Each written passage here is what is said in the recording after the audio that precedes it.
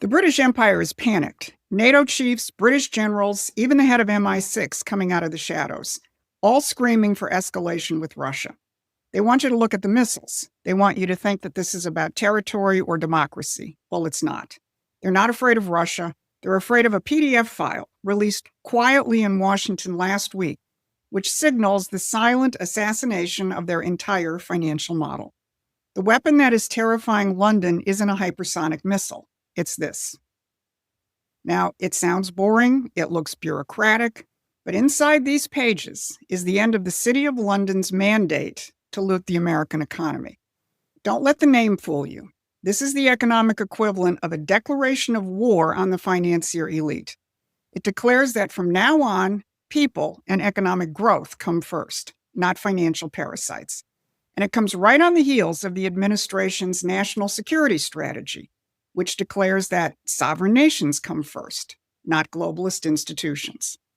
These were released within a week of each other, and these two documents reassert that American principles will now govern us, not imperial principles. I'm Susan Kokinda. This has been a battle that I've been part of since the 1970s, but I've seen how the British start wars and create narratives to keep you in the dark. It's time for all of this to come into the light, and that's what we're going to do today. But before I get to that, please like, share, and subscribe to this channel and help us extend our reach. So here's what we're going to cover today. How London's panic is out in the open, and the Russians know it. What Trump's new economic strategy is, people, not bankers, first. And that phase one of that strategy is the war against the cartels. So Trump's current pressure campaign on Ukraine is forcing Europe, and in particular the British, right out in the open. So open that they're telling their people to prepare for war. Over the past week, Trump has been brutally honest with Zelensky. You're losing, you need to hold elections, and oh, by the way, you're completely corrupt. The Wall Street Journal reported that the Trump team is telling Zelensky, either you negotiate on territory or you get no security guarantees.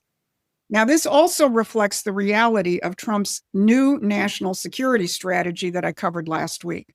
Trump is no longer operating under the transatlantic alliance playbook. As one dispirited European diplomat blurted out at a DC Christmas party, the Western alliance is over.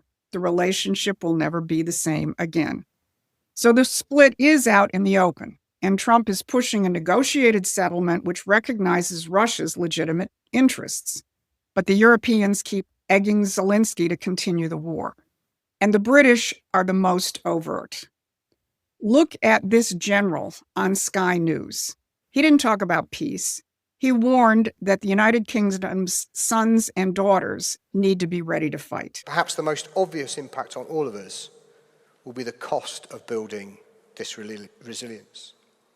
Sons and daughters, colleagues, veterans will all have a part to play, to build, to serve, and if necessary, to fight.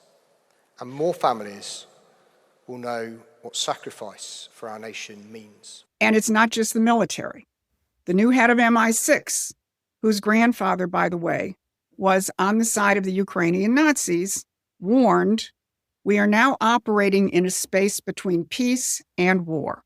We all continue to face the menace of an aggressive, expansionist, and revisionist Russia seeking to subjugate Ukraine and harass NATO. But Putin should be in no doubt our support is enduring. The pressure we apply on Ukraine's behalf will be sustained. Guess who else sees that it is the British who are keeping the war going? Russia's Foreign Intelligence Service, and they're saying the quiet part out loud, as this headline shows, that they say that it's the United Kingdom which is undermining Trump's Ukraine peace efforts. And they also report that the United Kingdom has pushed the European Union to seize Russian assets, not just to fund Ukraine, but to kill any U.S.-led settlement. And they also report that it's the United States which was opposed to that. So the real strategic battle lines have not been this clear in a century. Britain is pushing war, the United States is pushing peace, and Russia is fingering the British. Now, we've established that the British are openly preparing for war while Trump pushes peace. But here's where most coverage stops and where we're just getting started.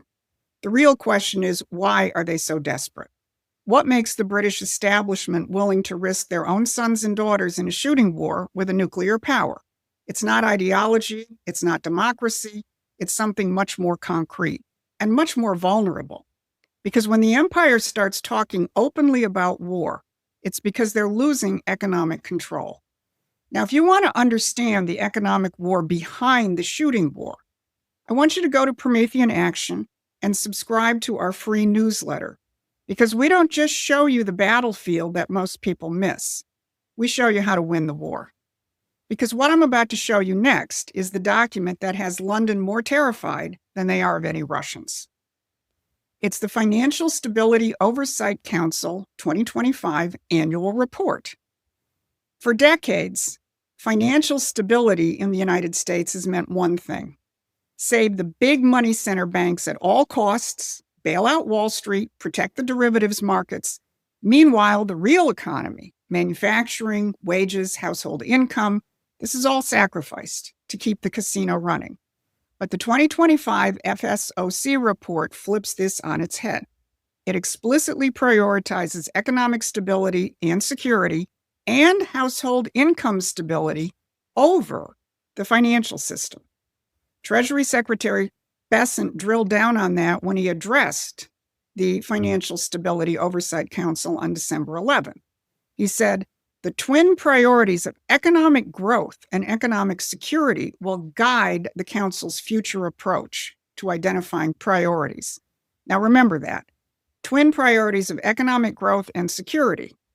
Then, in his chairperson's letter of introduction, Bessent said, "Economic security requires the U.S. financial system to reliably provide the resources necessary to enable the real economy to support domestic production capacity, American standard of living, and our core values." And the report also announces the creation of a new Household Resiliency Working Group to give priority to people in households, not just financial entities. Now, a normal person would think that all these things are no-brainers. That's what a government should be doing. But here's the brutal truth. That hasn't been the policy of the FSOC. Its policy has been to save the financial parasites. So this report is as revolutionary as the new national security strategy. And to understand just how revolutionary this financial report is, you need to know where the FSOC came from. And here's something that should get your blood boiling. Who was deeply involved in the policy fights over the shape of the post-2008 crash world when Dodd-Frank was being shaped? Lord Peter Mandelson, in his role as EU Trade Commissioner, and Larry Summers, Obama's National Economic Council Director. Lord Mandelson, Tony Blair's right-hand man, one of the most connected figures in the City of London, and until recently, Britain's ambassador to the Trump administration before he was sacked because of his Epstein ties. And Larry Summers, who was just outed for his Epstein connections and had to resign from his position at Harvard. So for all those people who have wanted to see the names in the Epstein files, here's two pretty big ones, Mandelson and Summers, key architects of Dodd-Frank, which protected the offshore British-controlled financial model. And now the FSOC, the institution they created to protect their financial power, is being retooled to grow the real economy and protect American households. Coincidence? You decide. But this new report is just part of a total reshaping of the U.S. economy along these people-first lines. Yesterday, Vice President Vance spoke in Pennsylvania about what the Trump administration is doing for American families. I remember what it's like when you have to choose between putting food on the table or getting the prescription that you need to stay healthy.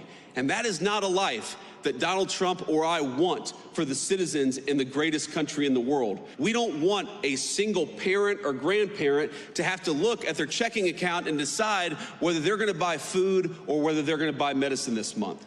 We are fighting for you every single day. Now, in there, JD hit two critical pain points: food and healthcare. And add to that housing, and you immediately run into the bigs. Big ag, big pharma, big finance. In other words, the cartels. Cartels are a cornerstone of an imperial financialized system where real economic activity is sacrificed to feed a financial income stream that feeds the mega institutions. And the result is inflation, a hollowed-out economy, and no middle class. And that's what this administration is taking head-on in critical areas. Start with food. The administration has targeted the beef cartels. Peter Navarro just did a very powerful 1-minute video on X explaining how 4 massive conglomerates, many with deep foreign ties, have controlled over 80% of our beef supply. They underpay the rancher, overcharge you at the grocery store, and that's the definition of a colonial economic policy. The new directive from the administration targets this monopoly directly, treating food security as national security. The second target is Big Pharma and the insurance companies. This is the crown jewel of a financialized economy. They don't produce health, they produce bills. Trump and the team led by RFK Jr. have taken on Big Pharma like no one ever has, and Trump minces no words when it comes to the insurance companies. Here's how Vance put it yesterday. One of the things the president has said is we have the weirdest health insurance system in the world, where we tax money from all of these great Americans out here, and then we give boatloads of money to the insurance companies. Why don't we give that money to the American people and let them buy insurance that works for them and their families? Third, housing. The FSOC report makes it clear. Household income stability is the goal, but you can't have stable households when BlackRock and foreign hedge funds are buying up entire neighborhoods to turn America into a nation of renters. And the administration has compared the big home building companies to OPEC and challenged them to start building.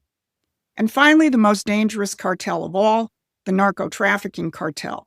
Now, it would take a whole broadcast in itself, but the important thing to remember is that all of Trump's actions, declaring fentanyl a weapon of mass destruction, hitting the Venezuelan drug boats, and everything else he's doing on this front, this doesn't just hit at the tragic consequences of drugs.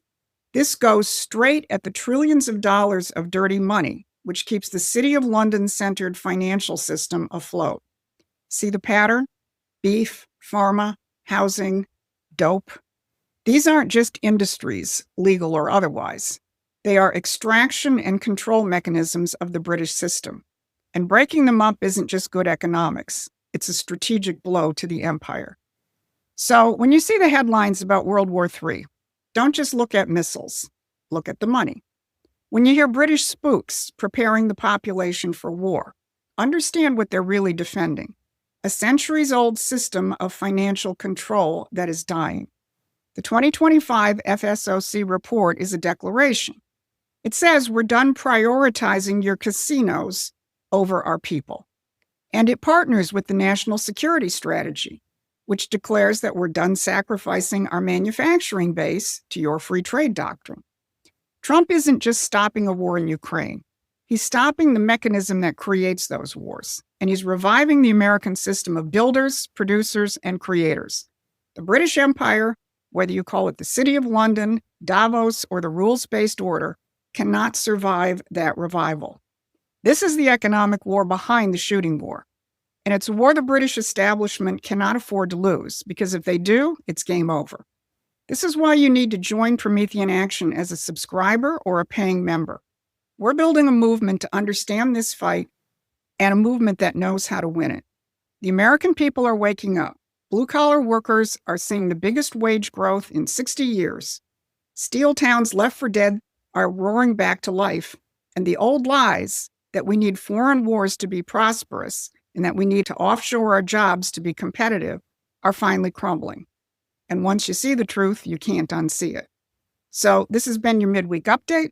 Thanks for watching. Please take a moment and subscribe to our free newsletter at PrometheanAction.com.